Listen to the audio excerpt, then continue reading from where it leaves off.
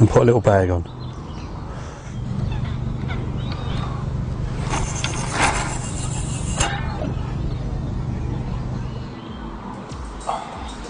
Splendid. What was that, Damo? I didn't hear it, mate. Splendid. Don't do anything.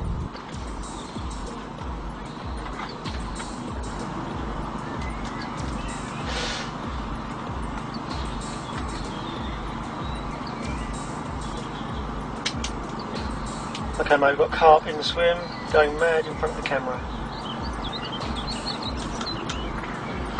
There we go. Here we go, Danny. We've got two fish, got a common right on it. Just gone over the top of it. That's a big fish, mate. I'm going to get a bite soon.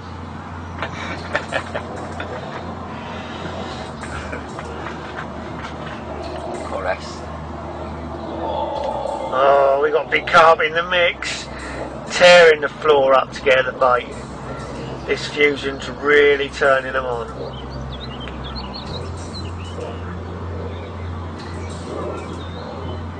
Surely it's just a matter of time.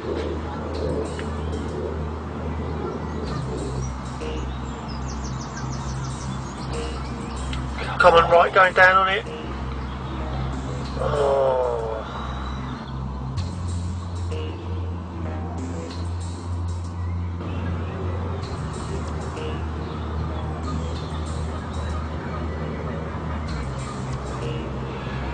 Common coming down. He's on it. He's right on it. Oh, he's off again.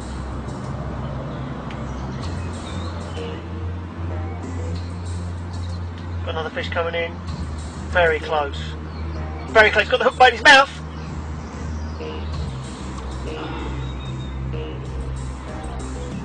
Spat it out. Been properly done. What I've learned from watching this fish get away with it is that on hard gravel, even a 3-inch hook link can be too long, and that the hooking arrangement is so important. In this case, I think the strip back section of the hybrid is too long, which has slowed the reaction of the rig. The shrink tube is also slightly too long and too curved, which stops the hook catching holders quickly. Having the hair coming off the hook nearer the bend would have made the point of the hook heavier, and so more likely to have caught hold instantly. An even shorter hook link with these minor adjustments may very well have hooked that fish.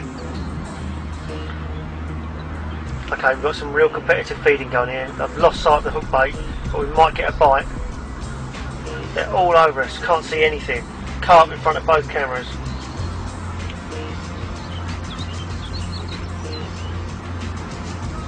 Lumpy just winked at me, he's actually rubbing his nose on the lens.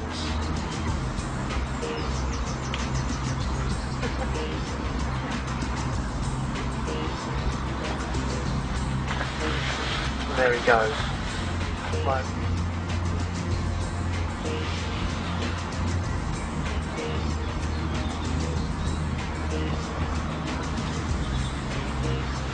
Another fish on top of the bait. Lost sight of it. Another fish in the way. Can't see anything. Well. Not past it. Not past it. Don't say hello.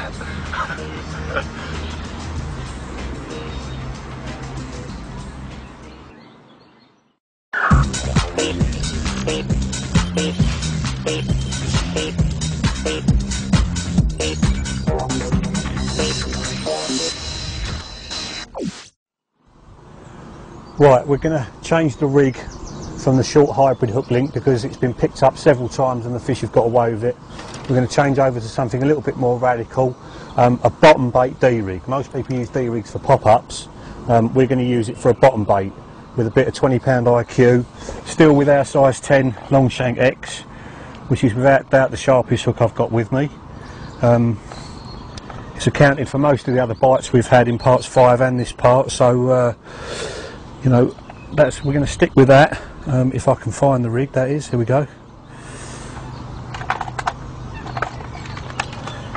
I think what's happening is the hybrid hook link I put out probably had too much exposed braid, so there was too much movement in it. So we're gonna go over to something completely different. I might go back to hybrid afterwards if this one gets played around with and we don't hook anything. But basically it's just a very short length, a 20-pound IQ with a little D rig fished on the back of it. Can you see that? So the bait is on a little D there, on a swivel as well, so if the bait rolls in their mouth the hook stays in the same position. We're hoping the stiffness of the hook link, the sharpness of that straight pointed hook and the D are going to affect a change in our fortune.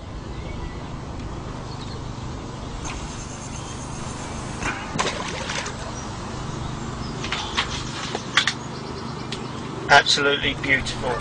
Just getting from Damien, he's got a very good feeling about this one. I'm just getting in my ear, I want some bait in the swim, so excuse me 1 second. Yep, if we can have a couple of handfuls of chops in the swim, that'd be great, thank you. One thing I've done differently on that cast to all the other casts is rather than tightening the line with the rod tip under the water as I would do normally to sink the line, just let the line sink on its own. And because I've got this 20-pound X line on, which is very heavy, it appears to have sunk better than ever before. And where I've put the bobbin on, the bobbin's actually hanging under its own weight on the line, yet the line's going down into the edge at a really steep angle, almost like I've got a back lead on. So I know I've got weed in between me and the baited spot, which is obviously helping, but that might be a good little tip. And I'm getting in my ear from Damien that it's perfect, they're going right in front of the camera. The fish have been in there really mixing it up. Got a totally different rig on, we haven't tried a D rig before. They're clearly onto the bottom baits, they're loving the fusion, we're just hoping that that's going to make a difference. So we'll have to wait and see. Let's turn that buzzer up, tighten the clutch, and we're angling.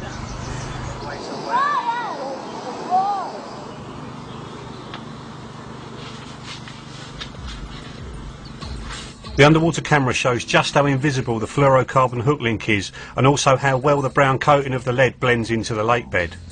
The leader is a prototype, and since making part 6 we've developed them further still to match the lake bed even better. To get the colours dead right we use samples of gravel, weed, clay and silt from actual fishing lakes. This is how committed we are to developing even better camouflage for our rigs. Keep in touch with the magazines in your local tackle shop because there are even more products under development as we speak to take the concept even further.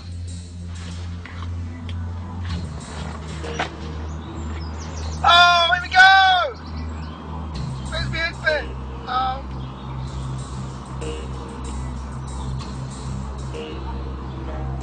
Just been completely done. What is going on? We just took. Oh, here we go.